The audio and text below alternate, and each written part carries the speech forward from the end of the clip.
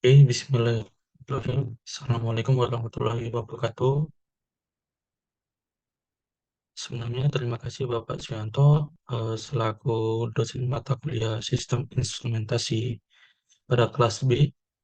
Perkenalkan nama saya Rizko Lakian Bilalian dengan NRP 500921121.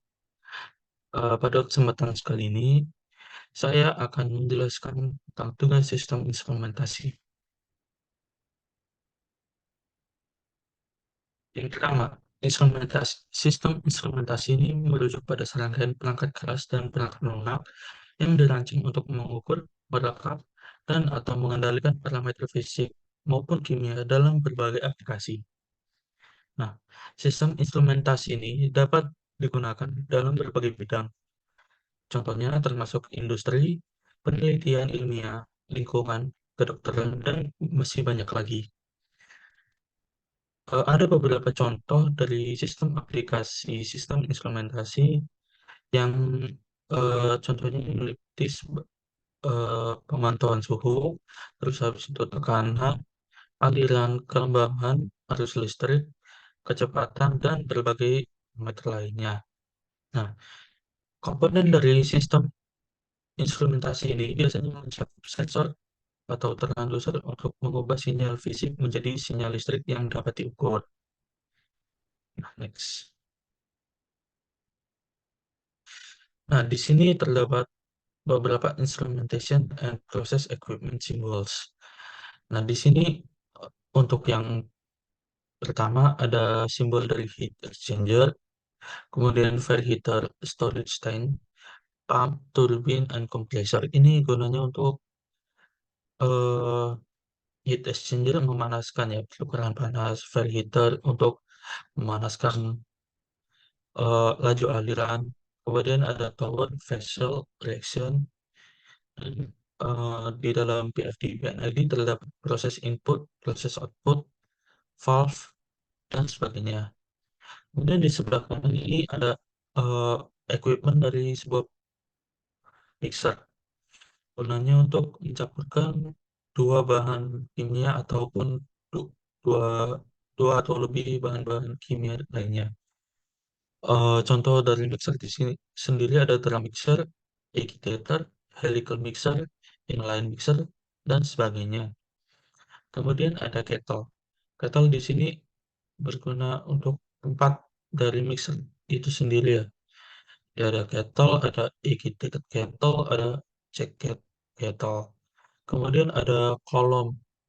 Di sini ada kolom absorption, ada peak kolom absorption, ada rotary calcimer dan sebagainya. Kemudian untuk proses equipment simbol selanjutnya di sini ada compressor. Compressor ini berguna untuk eh, kanan ya.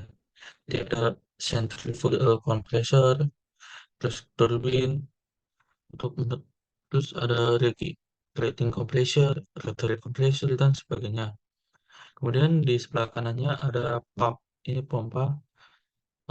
Contohnya ada general centrifugal pump atau rotary jet pump, reciprocating pump. Kemudian di bawahnya ini ada furnace, boiler, dan heat exchanger tadi. Ini untuk bahan apa alat pemanas ya. Next. Nah, untuk equipment selanjutnya ini ada crusher atau penghancur bisa sebagai pencampuran gitu. Ada roll crusher atau jaw crusher, gyratory crusher, autogenous grinder, dan rod atau ball mill. Nah, selanjutnya ada tank. Tank di sini sebagai wadah. eh, Beberapa contoh yang bisa dalam PNID ada on roof tank atau open tank, floating roof vessel, horizontal vessel, hopper, spear, dan sebagainya. Kemudian yang simbol di bawah ini yaitu ada X, X, Y, Z, Z ini sebagai namaan dari step proses equipment simbol itu sendiri. Nah, dari X ini menunjukkan huruf identitas dari peralatan. Nah, peralatan yang tadi seperti kompresor, heat exchanger itu memiliki simbolnya masing-masing seperti C ini menandakan kompresor, E menandakan heat exchanger, H menandakan flare heater, E menandakan pompa, R reaktor dan sebagainya. Kemudian Y ini sebagai menyimbolkan dia itu menunjukkan area dari plan-nya itu sendiri. Kemudian ZZ ini nomor plan pada area bisa bisa 01, 02 dan sebagainya.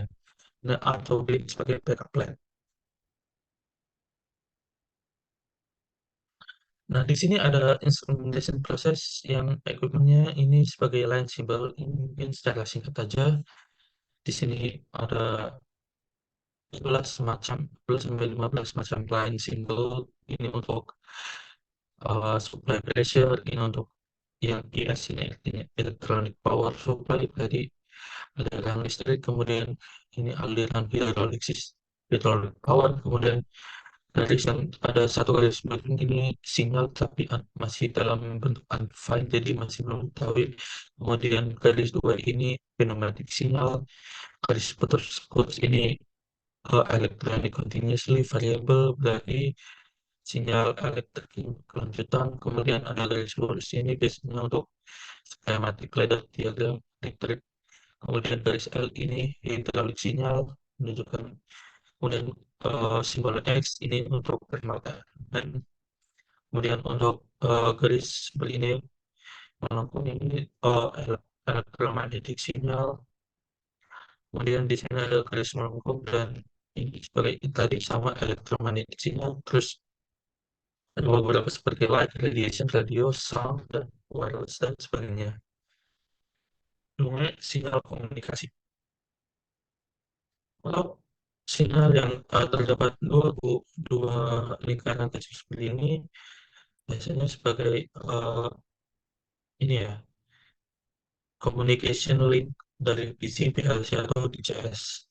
Kemudian perbedaannya dari yang bulatan hitam ini sama untuk communication link, tapi biasanya dari DCS to PLC, PLC to PC dan sebagainya.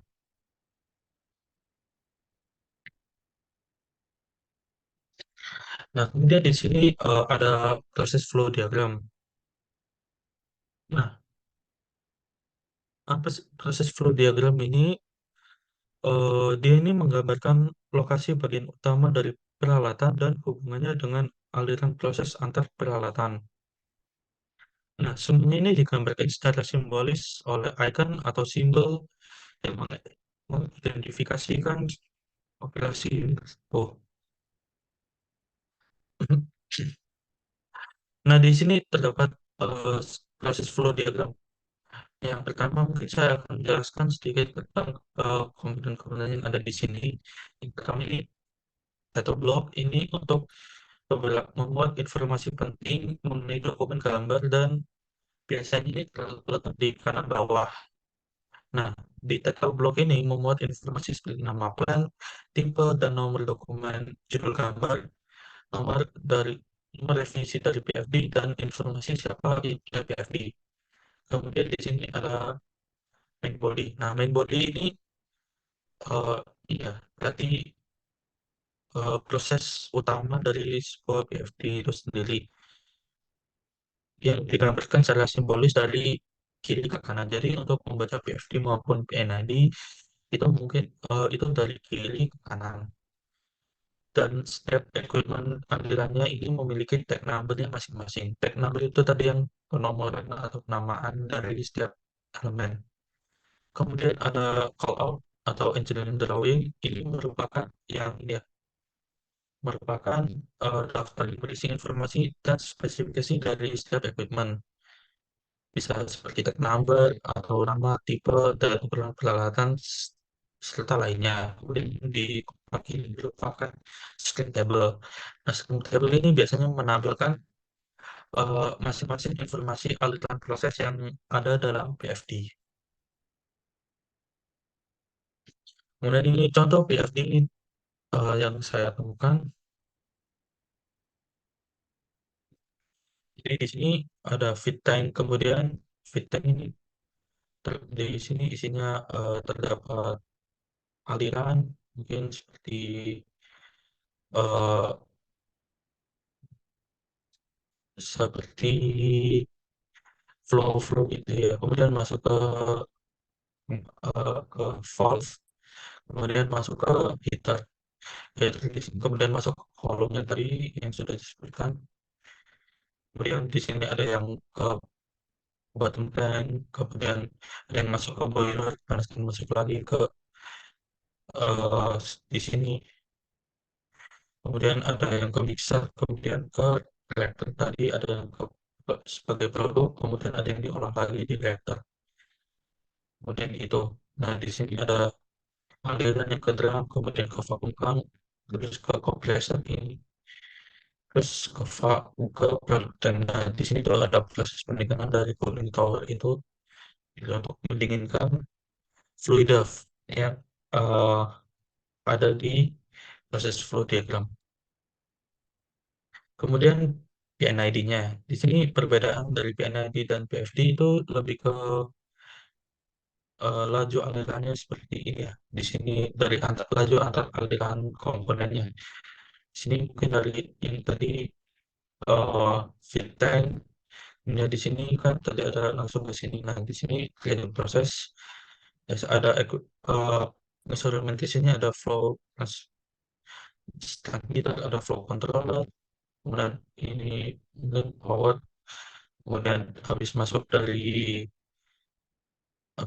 ke tabung pemanas ini, kemudian ini diukur suhunya, jadi ada temperatur transmitter dan temperatur controller. Di sini ada sinyal pneumatik untuk sebelum masuk ke kolomnya tadi ini. Dari kolom mungkin ada yang ke boiler, dari boiler nanti masuk ke reaktor seperti biasa. Kemudian di sini ada yang turun ke bawah, pastikan masih dalam temperatur ya. Jadi ada level temperatur, level controller, kemudian masuk ke tangki.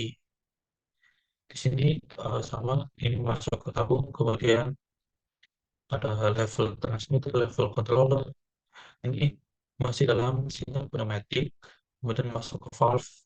Valve di sini ada yang masuk ke tabung lagi, kemudian dinginkan, ada yang masuk ke tabung reaktor ini.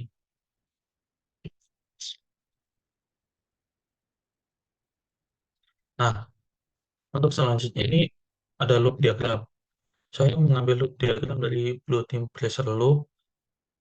Di sini ada loop diagram, ini terbagi menjadi tiga, yaitu file process area, file panel, kemudian TCS cabinet. Nah, di sini PT berarti pressure transmitter, tekanan, kemudian ditransmisikan ke sini. Di sini ada kabel-kabel di sini, kemudian di sini ada PIC controller dengan modelnya Delta V, kemudian input range tapi dari sini masih ini ya, masih bertekanan tekanan miliampere, kemudian output juga miliampere. Untuk yang pressure transmitter sendiri, ini masih inputnya tekanan berarti eh, isi PSI, kemudian dirubah menjadi miliampere output range-nya. Kemudian dari controller tadi masuk ke transducer yang di sini.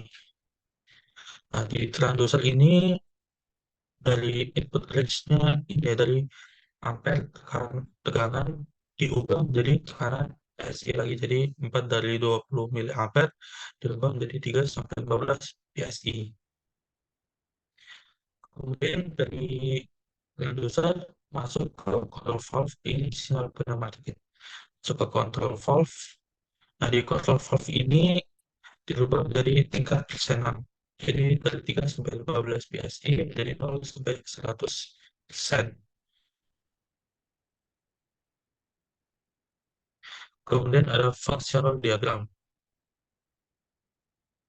Nah, functional diagram ini dia itu merepresentasikan visual dari bagaimana suatu sistem atau proses yang berfungsi.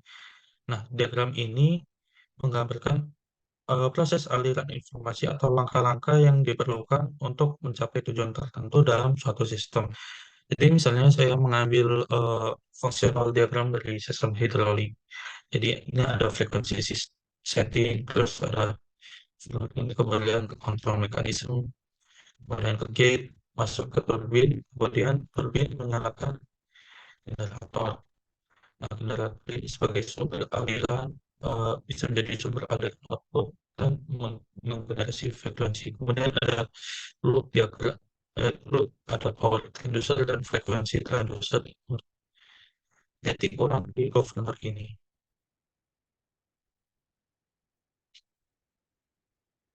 Jadi sekian yang dapat saya ketahui. Mungkin maaf jika ada salah kata sebelumnya. Terima kasih. Assalamualaikum warahmatullahi wabarakatuh.